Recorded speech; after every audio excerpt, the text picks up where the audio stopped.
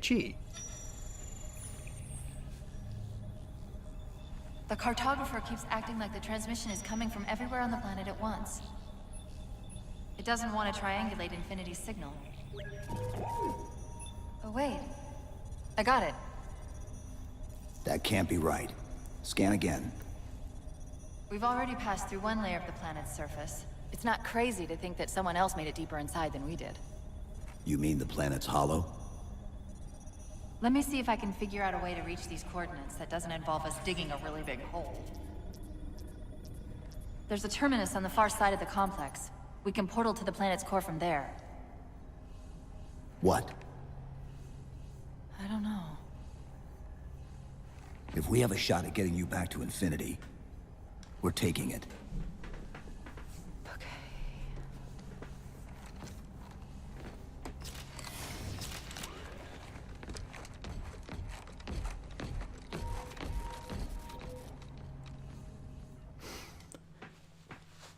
Even...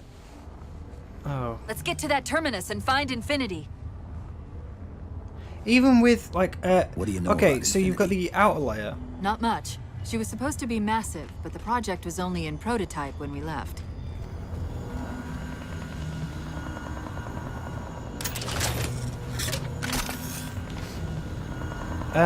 So there's... So with the planet, there's like a giant sphere around it, okay? A big giant metal ball. Inside is the planet. Like, pretty much dead center. So where is the star to give it light? Because it was daytime when we was up there. So where was the light coming from? Because if the sphere is literally just built around the planet, where's the light coming from? You'd have to encase a star inside, and I'm pretty sure the sphere, like, the sphere for the planet isn't that big. Like, see, it's daytime, but we're inside of a giant metal planet with a surface Scouts, core in fortifying the the bridge center. below. Stay And sharp. then obviously you can get even deeper inside, but where is the star? This doesn't make sense. It's literally just a ball with a ball inside. It's not big enough to have a full-sized star, and also a planet on the inside.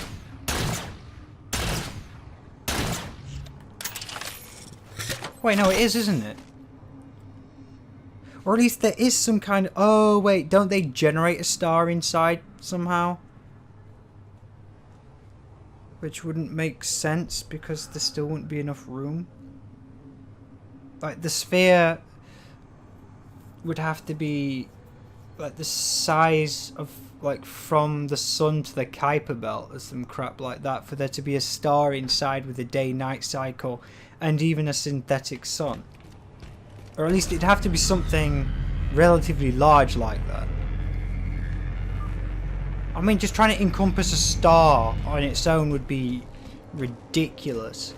A planet would be a lot more doable. But then where's the light source coming from? I don't know. This game just doesn't really make sense in that regard. That's why the halos made sense. Because it was literally just a ring that could be in orbit around a planet or something. And obviously there was always access to daylight on one side. But come to like a Dyson sphere type thing for a planet, it doesn't seem to work out all that well.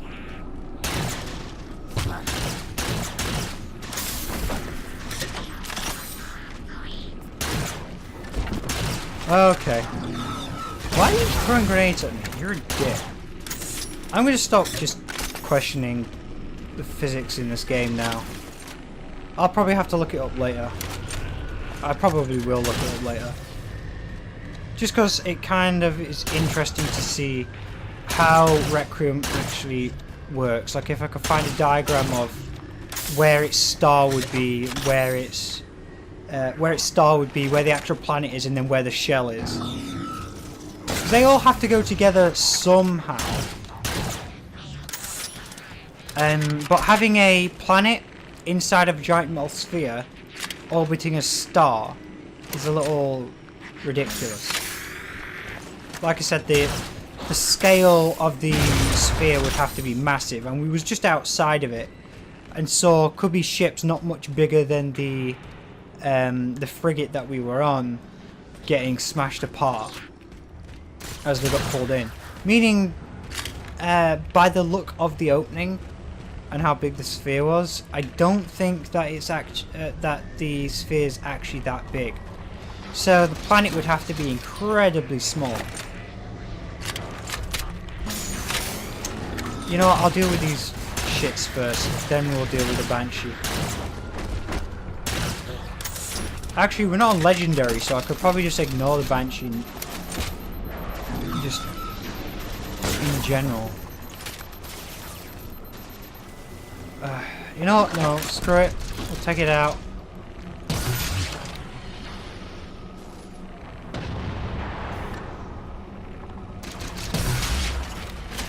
Ah, crap. I can't remember. Wait, do these have lock on? Oh, that was a grenade. Who is piloting that thing? Okay, it doesn't have lock on. Why do the Cubby's bloody projectiles go so slow? It's like the whole Star Wars thing. I mean, okay, this projectile is actually quite quick, but when it comes to like it's Star Wars, you look at their blasters, they're so inefficient.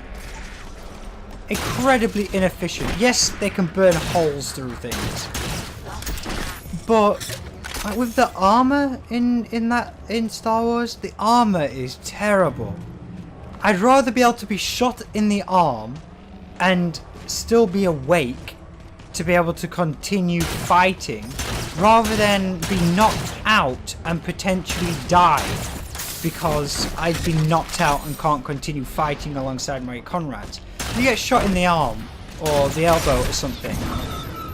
Hell, even in the chest. If the blast hasn't hit anything major... Goddamn Banshee. If the blast hasn't hit anything major, you should be able to just get back up, continue fighting. It's like a real bullet passes through your arm. You can get back up and continue fighting.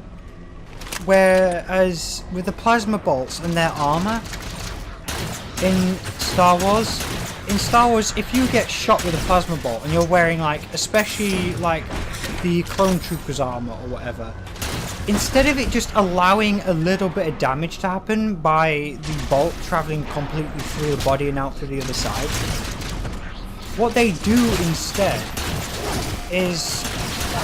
I really should be focusing on what I'm doing. Yeah, I should be focusing on what I'm doing. The bolt... So, like, the heat is transferred across the entirety of the body, causing third-degree burns all over the body, rather than just in one area, and going out the other side. And not only do you get third-degree burns all over the body, you also get knocked out, which makes you as useless as basically a dead soldier. You might as well be dead. I'd prefer my units to be, yes, hurt, but able to return fire, rather than be shot in the arm and still get knocked the fuck out. Or like shot in the shoulder. Because in the a shot to the shoulder isn't necessarily going to be a lethal shot. You could get back up from that, you could continue fighting. But you get shot in the shoulder in that, you're knocked out, you're basically screwed. And you're useless to your team at that point. Because, well, you're not fighting. So they have to try and protect your sorry ass whilst you're knocked out. And also, then there's the added fact that there's one less fighter on their team to hold back said enemy. Whereas also, their armor is terrible. shoot like this. Yes, sure, it might be able to stop small arms fire, like a 9mm to a 45 maybe. You shoot them with a 50 caliber bullet or something. That bullet that bullet A is going clean through their armor. And they are dying. Their armor isn't that good, actually. It's rather crap. Large caliber kinetic weapons would easily go through. Hell, 308s would go through their armor. Chief, the Covenant net's and going even the crazy. low, They're even ordering their all low. units to converge Oh, on for the God's tower. sakes, Cortana. I guess we got their attention. Even their low, like low impact weapons, just like a pistol or something. Even if that doesn't actually go through the armor, that's going to impact on the armor, and that's going to cause kinetic damage that way. It's going to cause impact damage, like internal bleeding and crap like that. So, why they don't use it more, I don't know. It just seems kinetic weapons are going to be a lot more useful. And in 90% of situations, they're probably going to be the most useful. I need to get to an elevated position to take him out.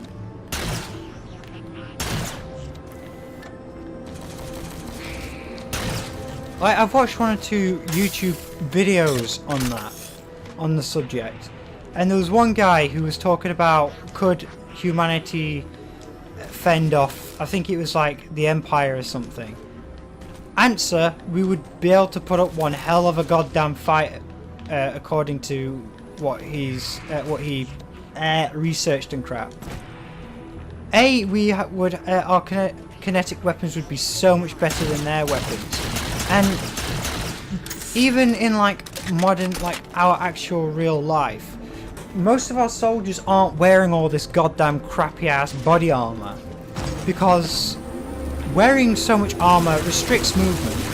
You're very, like you get hit with that, and it breaks. Then it's just useless. It's added weight that isn't required.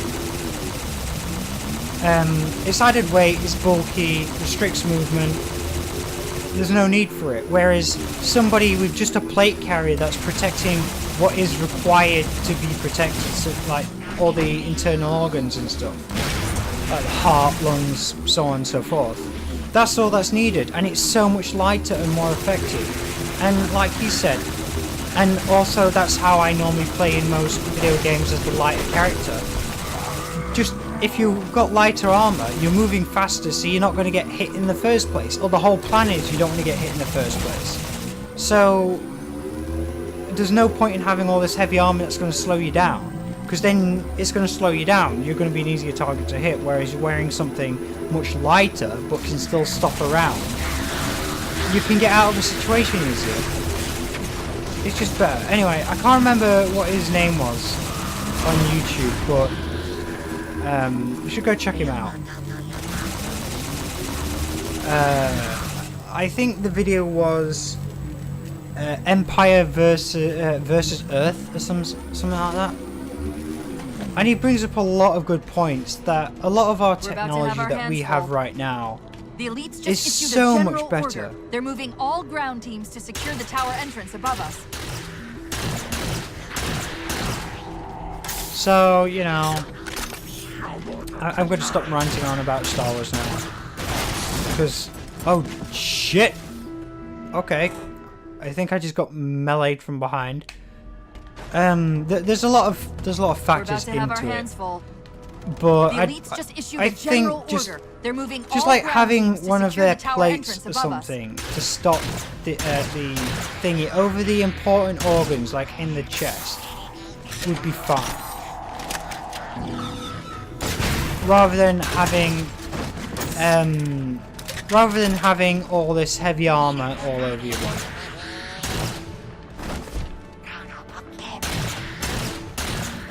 I mean, that's why we're making our soldiers right now much lighter. It's just more efficient. They have better armor where it's needed, but then they're efficient and can move quicker. Plus, not to mention, they don't have terrible helmets that restrict their vision either.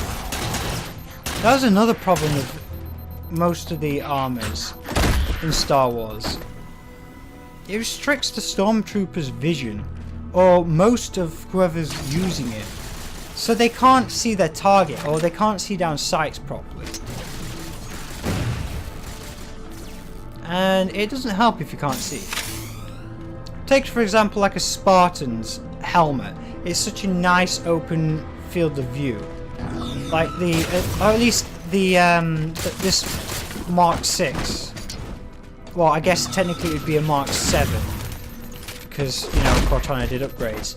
But still, it's a nice big open visor, but has like bulletproof glass on it, or whatever material they use. So they're going to be able to. They're going to be able to see better. Better field of view. You always want good field of view, or at least a decent field of view. And also make it nice and easy for your user to be able to still aim down a sight whilst, you know, got your helmet on. The Sentinels are trying to keep the Covenant out. Yeah, no crap. Who the hell wants these guys in there? Hasn't it always been the same though? Like the Forerunners' defense systems for Halos and other Forerunner structures have always like tried to keep the cubbies out one way or another. Ah, he's charging me.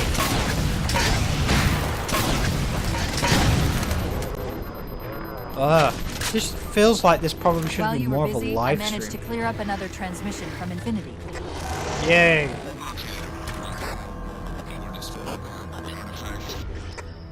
Sounded like he said artifact.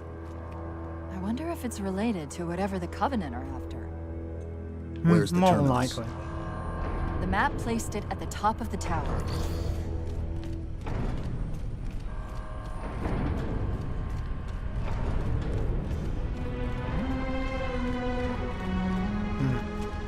This game is like really pretty when it wants to be.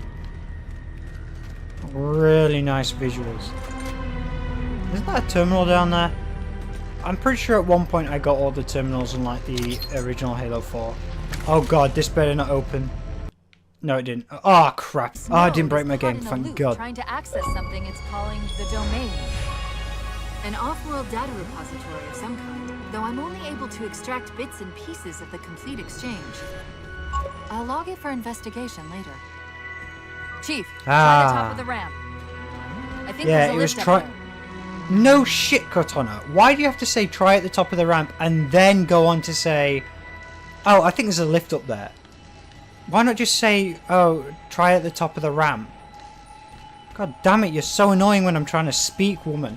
Anyway, so the whole thing of this place trying to connect to the Domain, which, by the way, isn't Forerunner. God damn it. In Halo 5, she mentions the Forerunner domain. It's not Forerunner. The domain was made by the Precursors, which created the Forerunners, humans, and most other life in the galaxy, I think. Yeah, the whole point in this was back in the day when Didact.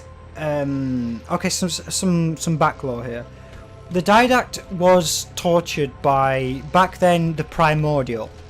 He was given basically the Logic Plague. And the Logic Plague, when introduced to an organic sentient being, instead of it like corrupting them to the opposite side, I mean, it can still do that, but it basically drives the person who's been infected with it insane.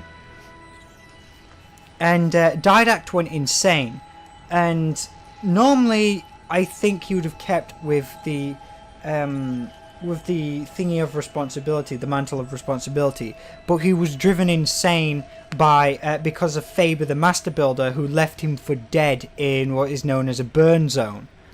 And when he was in the burn zone, I think he was tortured by the Primordial or something, or the Flood somehow got a Logic Plague into him. And when he came back, obviously then he decided to go and compose all the humans that were supposed to be kept safe on the ring, Installation 07 at the time. And because he composed them, Librarian decided this is wrong, and then imprisoned him. And what was supposed to happen is the same with what was happening to Mendicant Bias after the whole Foreigner Flood War. He was put in, he was like set somewhere to think about what he'd done for 100,000 years as well. In fact, Mendicant was talking to us in Halo 3 via the terminals. Halo 4, though, it's telling the story of Didact and Librarian, where Didact obviously, like I said, went insane, tortured by the thingy because of Faber the Master Builder, and he was put into the cryptum inside of the Shield world so that he would survive the Halo event. And he was supposed to be talking with the precursor domain all the way through it. But the problem was, when the Halo's fired, because the precursor domain runs on neurophysics, to protect itself, I believe it shut down. And basically for 100,000 years, Didact has not been talking with the domain. He hasn't been in contact with the domain. Because the domain wasn't there, if you get my meaning. It was shut off, so he couldn't talk to the domain in the first place. So basically he just continued going insane. He wasn't able to become like normal again because he wasn't able to talk to this precursor artifact, and that's why he continues trying to kill humanity when he comes out.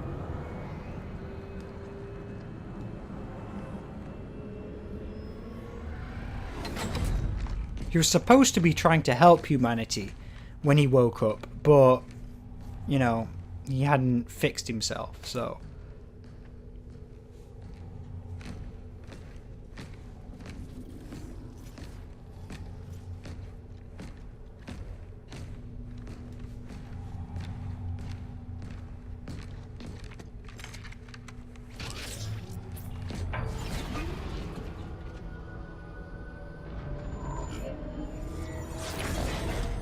According to the cathedral, this terminus is just one node of a larger transit grid that spans the entire planet.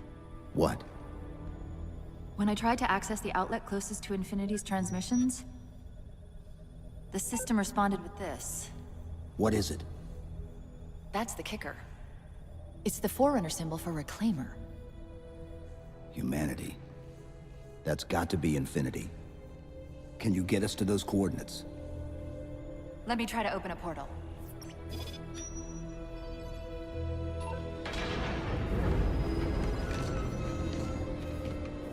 Cortana. I'm picking up unknown energy signatures. Where? This can't be right.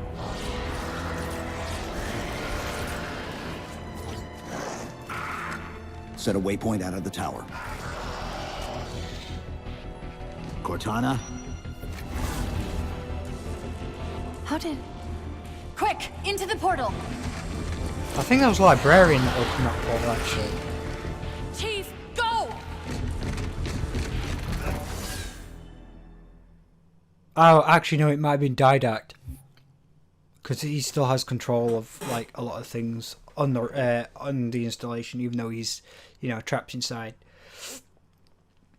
So, anyway, I played this for longer than I should. So, I mean, I don't know if I'm going to have to cut this episode into two parts and upload them at the same time, because my software can be a bit of a douchebag when it comes to anything being around about an hour long, and then it just doesn't render, so I have to cut it in half and then render them separately. But, yeah, Didact was supposed to teach humanity the mantle of responsibility. What they were supposed to be given in the first place when the precursors wanted to give it to them. But then, obviously, there was the whole Foreigner Precursor War because of it. And then leading on the human Flood War, and then the human the Human Foreigner War, and then finally the Foreigner Flood War.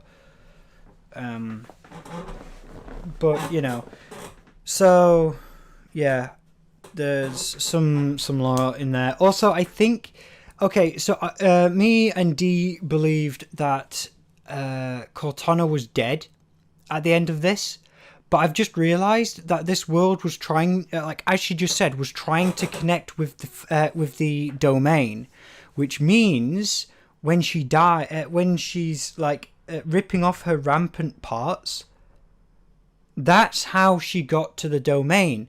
So that makes sense. Okay, so basically she isn't the domain must have come back online during this point, because at the end of Halo 4, that's it, she's dead. She's completely dead, or at least that part of her is dead. We watch her die.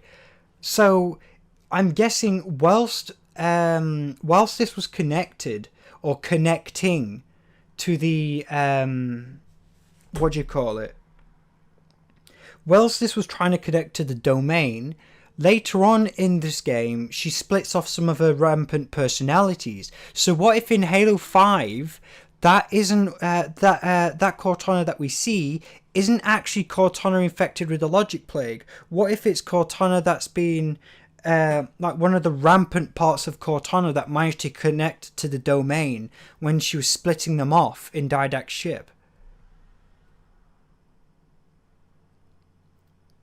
That's something to think about. Anyway, if you like this, like, subscribe, ding the bell. I know I ranted on about Star Wars and video games being weird and a lot of random crap. You know, whatever. If you like this, like it, subscribe, ding the bell. If you want to see more of this, leave it in the comments. If you want to see more VR chat, leave that in the comments. If you want to see me play some other video games in VR or some other games, again, leave in the comments and you know, I'll see. So yeah, if you liked it, like, subscribe, ding the bell, and I will see you in the next video.